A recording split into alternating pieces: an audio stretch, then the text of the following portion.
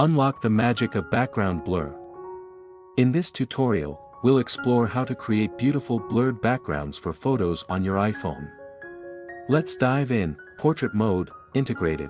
Open the camera app, tap portrait at the bottom of the screen. Place your subject 2 to 8 feet away from the camera. Make sure there is enough light in the scene. When a yellow focus box appears around the subject's face, your iPhone is ready. Press the shutter button to take a photo. Adjusting background opacity. Post-processing. If you have an iPhone 12, 11, XS, XR or similar models, open a portrait photo in the Photos app, tap Edit at the top right, adjust the background blur intensity using the F/number icon. You just need to take photos this way and you won't need to erase the background anymore. All the backgrounds of your photos will be blurred by you. Just when taking photos you try to make the subject as clear as possible, so your editing will also be easier. That's all I want to share with you today. This tech tip about taking photos on iPhone will help you take the most beautiful photos.